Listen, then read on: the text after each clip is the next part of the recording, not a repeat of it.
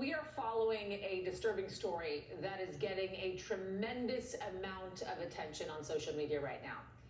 It involves a Texas school district already at the center of the growing nationwide debate over what books should be taught in the classroom, specifically when it comes to race and LGBTQ issues.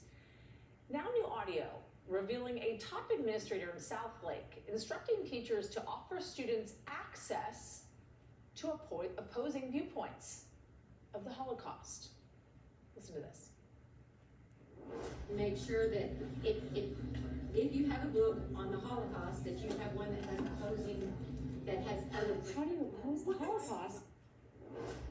That's exactly what I was thinking. NBC's Antonia Hilton joining me now. She spent weeks reporting on what's happening in this community. Her reporting is featured on the popular podcast Southlake. You and I talked offline about this a little bit, Antonia, and I asked that exact same question. How do you oppose the Holocaust? Are they asking to teach Mein Kampf in the classrooms? But you've been reporting extensively on Southlake, as we well know, with that excellent podcast. Walk us through what else that you learned about this and how this really factors in to the bigger picture of what is actually happening on the ground in Southlake. Yeah, look, the important thing to know, the context here in Southlake, is that this is a community right outside Dallas that has been one of the ground zero towns where this entire national fight over critical race theory, over how to talk about the history of racism in classrooms and schools, really got its start. In their town, it started in 2018 with a viral video of well-known students in the district chanting the N-word. The district and community members first tried to create a diversity council and a diversity plan to address these racist issues. And then when it's actually ready in 2020, in the wake of George Floyd's murder, there is a massive backlash in the community.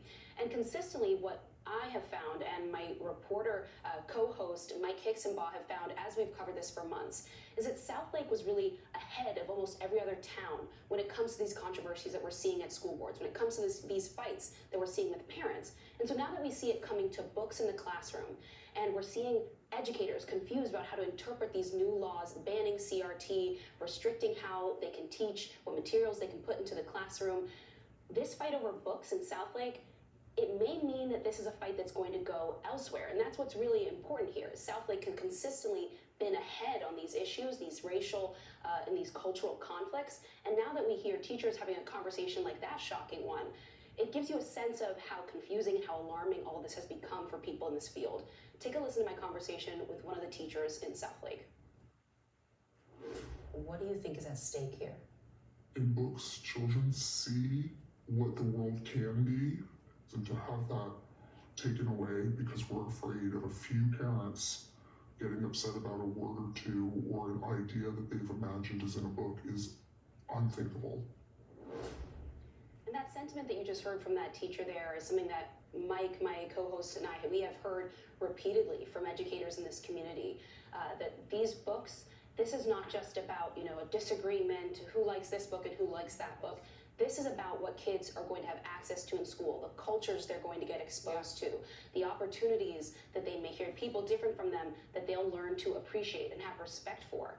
And, one of the teachers said, that she's a public school teacher who doesn't get to travel the world very much, and the books are how she sees the world. And that's what she believes is at stake here as these cultural fights happen in Southlake and around now the country, Yasmin. Can I just quickly ask you, how pervasive is this viewpoint that we're hearing here about, for instance, having this opposing view of Holocaust?